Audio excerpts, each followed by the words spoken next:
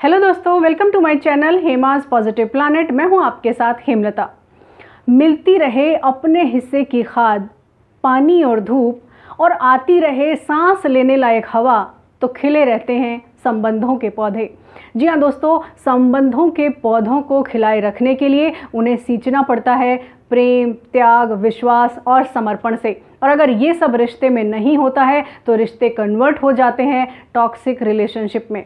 पिछले 2 वीडियोस में आप जान चुके हैं कि टॉक्सिक रिलेशनशिप किस कदर हमारी ज़िंदगियों को प्रभावित करता है, किस कदर टॉक्सिक रिलेशनशिप्स के कारण हम टूटने लगते हैं। इस वीडियो में आप टॉक्सिक रिलेशनशिप को फिक्स करने के 10 वो तरीके जानेंगे जिनको अपनाकर आप अपने रिश्ते को टूटने से बचा सकते हैं, रिपेयर कर सकते हैं।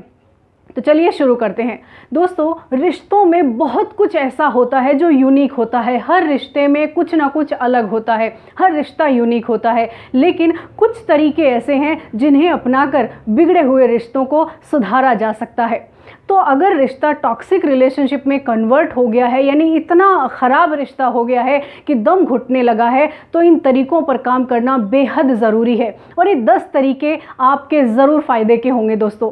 पहला तरीका है कि जो भी 2 पक्ष या जो 2 व्यक्ति हैं जिनके बीच में रिश्ता ख़राब हुआ है, उन दोनों व्यक्तियों को ये तय करना होगा कि वो इस रिश्ते में बने रहना चाहते हैं या नहीं। यानी पहली प्राथमिकता यही तय करनी है कि रिश्ते में बने रहने की इच्छा है और उस इच्छा पर सहमति दोनों पक्षों की हो। दोस्तों, कई बार रिश्ता इसलिए भी नहीं सुधर पाता है कि एक व्यक्ति जो है वो तो रहना चाहता है रिश्ते में और दूसरा व्यक्ति नहीं रहना चाहता है। तो अगर नहीं रहना चाहता है फिर तो कोई सॉल्यूशन है ही नहीं, फिर तो इस रिश्ते से निकलने के जो तरीके हैं उन पर बात होती है। लेकिन अगर रिश्ते में रहने की इच्छा है तो फिर तमाम तरीके हैं जिनको अपनाकर रिश्ते को खूबसूरत बनाया जा सकता है। तो सबसे पहले दोनों पक्ष या दोनों व्यक्ति इस बात को तय कर लें, बैठकर बात करें। क्योंकि कई बार दोस्तों अनएड्रेस्ड इशू जो हैं वो डिस्कस होते रहते हैं, यानी पता ही नहीं होता है कि प्रॉब्लम क्या है, झगड़ा किस बात का है। तो पहले दोनों पक्ष तय कर लें कि जो भी झगड़े हो रहे हैं, जो भी असहमतियां हैं या जो भी लड़ाई झगड़े की वजह है, क्या उनकी वजह से रिश्ता ख़त्म करना है या फिर रिश्ते को बनाए रखना है। और अगर ये बात तय हो गई, अगर दोनों पक्षों ने ये तय कर लिया कि रिश्ते में बने रहना है, तो फिर तो आधे उपाय तो हो गए समझिए। तो पहले दोनों पक्ष, अगर आपके आसपास भी कोई ऐसा रिश्ता है या आप भी टॉक्सिक रिलेशनशिप से अगर आप जूझ रहे हैं, तो दोनों पक्ष मिलकर ये तय कर लें कि रिश्ते में बने रहने की सहमति हो जाए। और जब रिश्ते में बने रहने की सहमति हो जाएगी तो बाकी जो 10 तरीके हैं उन पर काम होना शुरू हो जाएगा। अब दूसरा तरीका ये आता है कि जब ये तय कर लिया कि रिश्ते में रहना है, इसका मतलब रिश्ता प्राथमिकता पर है। और जब रिश्ता प्राथमिकता में आ गया तो सुधार संभव है दोस्तों।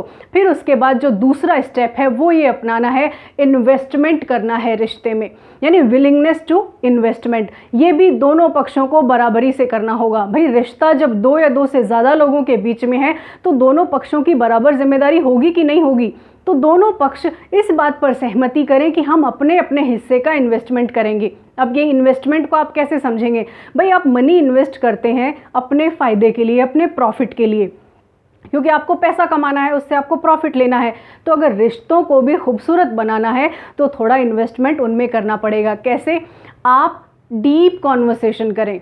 जब टॉक्सिक रिलेशनशिप हो जाते हैं ना दोस्तों, तो सबसे ज़्यादा जो गहरी बातें हैं वही बंद हो जाती हैं। तो शुरुआत इस बात से करनी होगी कि बात करना शुरू करें, टाइम दें, टाइम इन्वेस्ट करें, क्वालिटी टाइम इन्वेस्ट करें रिश्तों में। क्योंकि टॉक्सिक रिलेशनशिप की वजह से लोग रिश्तों से कटने लगते हैं, बात करने से कटने लगते हैं, इग्नोर करते हैं एक दूसरे को। तो जब आपने तय कर लिया है कि रिश्ते में रहना है तो फिर इन्वेस्टमेंट भी बराबर करना होगा, यानी टाइम का, एनर्जी का, फीलिंग्स का, इमोशंस का, प्रेम, त्याग, समर्पण, इन सब का बराबर इन्वेस्टमेंट करना होगा दोस्तों।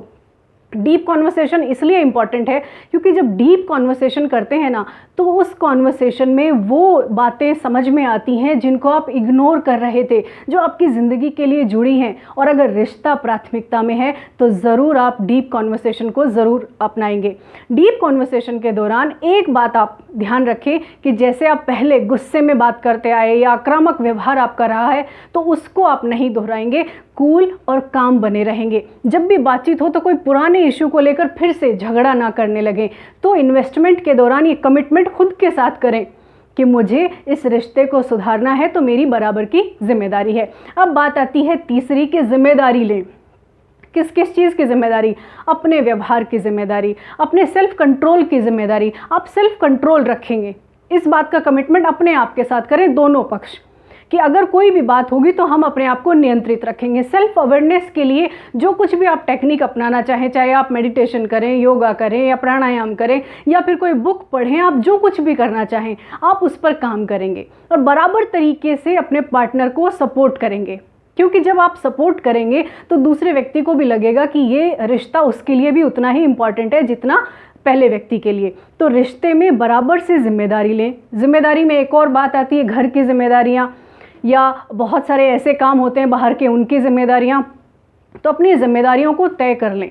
जिम्मेदारियां लेने से रिश्ते खूबसूरत हो जाते हैं, रिश्तों में सुरक्षा का भाव आने लगता है, और जब रिश्तों में सुरक्षित महसूस करता है व्यक्ति तो रिश्ते फिर से गर्माहट में आने लगते हैं। इसके बाद नेक्स्ट स्टेप आता है गुड लिसनर बने, क्योंकि टॉक्सिक रिलेशनशिप की एक बड़ी वजह ये भी होती है कि उन्हें सुना नहीं जाता है। तो गुड लिसनर कैसे बने, इसके लिए मेरे वीडियो का लिंक डिस्क्रिप्शन बॉक्स में दिया हुआ है, वहाँ जाकर आप देख सकते हैं। गुड लिसनर बनने के दौरान आपको पॉजिटिव बॉडी लैंग्वेज यूज़ करनी है और अपने रिश्ते को इम्पोर्टेंस देनी है, अटेंशन देना है। जब भी बात हो आप अटेंशन दीजिए, क्योंकि दोनों पक्षों में से एक पक्ष हमेशा हावी रहा है तभी जाके टॉक्सिक रिलेशनशिप में कन्वर्ट हुआ है। तो जो पक्ष हावी रहा है उसे थोड़ा ज़्यादा काम करने की ज़रूरत है, उन्हें ज़्यादा अच्छे लिसनर बनने की ज़रूरत है। फिर नेक्स्ट स्टेप आता है कि आप गुस्से पर कंट्रोल करेंगे, और गुस्से पर कंट्रोल कैसे करना है इसके भी वीडियो डिस्क्रिप्शन बॉक्स में दिए हुए हैं, तो आप देख सकते हैं how to control your anger, और कैसे आप ट्रिगर्स को पहचानें उसका भी लिंक इस पर दिया हुआ है। दोस्तों, गुस्सा कंट्रोल करने के दौरान एक काम जो सबसे इम्पॉर्टेंट है वो आपको करना है, वो ये कि आपको अपनी भाषा और शब्द इनको नियंत्रित रखना है, क्योंकि इन्हीं की वजह से तो रिश्ता टॉक्सिक रिलेशनशिप में कन्वर्ट हो गया है। अब्यूज़िव लैंग्वेज, अब्यूज़िव वर्ड्स ऐसे इस्तेमाल किए गए हैं कि दिल पर चोट लगी और बहुत कुछ डैमेज पहले ही हो चुका है। तो अगर पहले से जो डैमेज हो चुका है उसको रिपेयर करने जा रहे हैं आप, तो थोड़ा सतर्क रहने की ज़रूरत है। ऐसे शब्द ना बोलें। गुस्सा तो आएगा क्योंकि ये एक नेचुरल इमोशन है, गुस्सा तो आता है, लेकिन अपने दिमाग को याद दिलाइए कि ऐसे शब्द, ऐसी भाषा का इस्तेमाल नहीं करना है जिससे सामने वाले के आत्मसम्मान को ठेस पहुंचे। तो ये काम आप कर लेंगे तो आधी प्रॉब्लम सॉल्व होने लग जाएगी, और इसकी प्रैक्टिस भी आपको करनी पड़ेगी। अब नेक्स्ट स्टेप आता है जो बहुत इंपॉर्टेंट है, 3 शब्द हैं ECC, एक्साइटमेंट, कमिटमेंट और कनेक्शन। यानी इन 3 शब्दों को इस तरह से समझिए, ये ज़िंदगी को बहुत खूबसूरत बनाने के लिए, रिश्ते को बहुत खूबसूरत बनाने के लिए बेहद ज़रूरी हैं। एक्साइटमेंट रिश्तों में ख़त्म हो चुका होता है जब टॉक्सिक रिलेशनशिप होता है, तो वापस से जब आपने कमिटमेंट कर लिया है कि मुझे रिश्ता सुधारना है, तो आपको एक्साइटमेंट के लिए भी काम करना पड़ेगा। रिश्तों में गर्माहट आए, इसके लिए वो कौन कौन से तरीके आप आजमा सकते हैं ये बेहतर जानते हैं आप। तो रिश्ते में एक्साइटमेंट लेकर आइए। दूसरा है कमिटमेंट। आपको रिश्ते सुधारने का जो कमिटमेंट लिया है उस पर टिके रहना है, कमिटमेंट को बनाए रखना है रिश्ते के प्रति। चाहे आपको इसके लिए कुछ भी कर सकते हैं, आप क्वालिटी टाइम स्पेंड कर सकते हैं। आप क्वालिटी टाइम स्पेंड करने के तरीके बहुत सारे हो सकते हैं। हो सकता है आप घर पे बैठकर खाना खा लें सबके साथ, या जिस भी व्यक्ति के साथ आपका जो रिश्ता बिगड़ा है आप टाइम दें उन्हें, या आउटिंग पर चले जाएं। आजकल क्या है कि मोबाइल फ़ोन की वजह से भी रिश्ते बिगड़ने लग गए हैं। साथ में तो बैठे हैं लेकिन मोबाइल फ़ोन लेकर बैठे हैं। तो जब आप अटेंशन दे रहे हैं फैमिली को या अटेंशन दे रहे हैं उस रिश्ते को, तो मोबाइल फ़ोन को साइड में रख दें, क्योंकि रिश्ता अगर प्राथमिकता में है, ये तय कर लिया है, तो आपको वो सारे प्रयास करने होंगे। तो कमिटमेंट रखें। अब तीसरा आता है कनेक्शन। दोस्तों, कनेक्शन में सबसे पावरफुल चीज़ है इमोशनल कनेक्शन, क्योंकि रिश्ते की नींव वही है। अगर कनेक्शन इमोशनल है तो रिश्ता टिका रहेगा, रिश्ता मजबूत भी बन सकता है, रिश्ता गहरा भी हो सकता है। लेकिन अगर भावनात्मक जुड़ाव ही ख़त्म हो गया है, भावनात्मक जुड़ाव ही नहीं है, तो फिर रिश्ते को कितने ही सुधारने के आप प्रयास करिए, रिश्ता सुधरना थोड़ा मुश्किल हो सकता है। तो कनेक्शन बनाकर रखें। आप इमेजिन करें कि इस रिश्ते के बिना आप नहीं जी पाएंगे, इस रिश्ते के बिना आपकी ज़िंदगी नहीं है। अगर आपके लिए रिश्ता महत्वपूर्ण है तो कनेक्शन बनाए रखने के लिए भी आपको प्रयास करने होंगे। तो इन 3 वर्ड्स पर आप ज़्यादा काम करें। 3 वर्ड्स कौन कौन से, अगेन मैं रिपीट कर देती हूँ, एक्साइटमेंट, कमिटमेंट एंड कनेक्शन।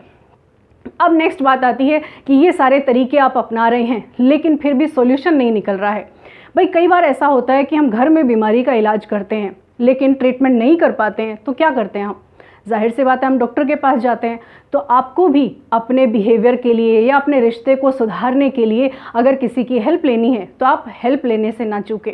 यानी आप कंसल्टेंट के पास जा सकते हैं या फिर आप काउंसलर के पास जा सकते हैं, क्योंकि वो आपको बेहतर तरीके से एडवाइस कर पाते हैं कि आपकी प्रॉब्लम का सोल्यूशन आप कैसे करें। एक और बात, अगर कोई, अब नेक्स्ट बात आती है कि अगर कोई मेंटल इश्यू है, अगर कोई साइकोलॉजिकल डिसऑर्डर जैसी कंडीशन है, तो दोस्तों अलर्ट होने की ज़रूरत है।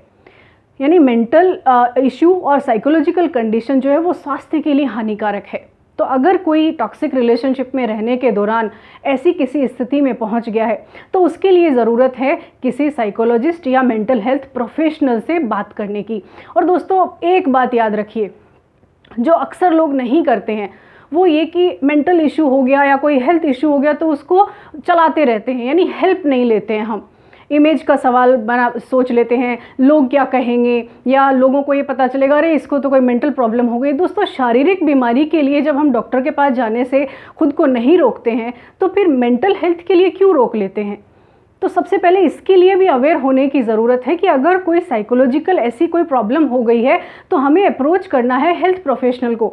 इसको नहीं अगर अप्रोच करेंगे तो इसके लिए बहुत ज़्यादा परिणाम आपको भुगतने पड़ सकते हैं। दोस्तों रिश्तों को सुधारने के ये तमाम तरीके जितने भी हैं ये तभी काम के हैं जब आपके रिश्ते में प्रेम बना हुआ है।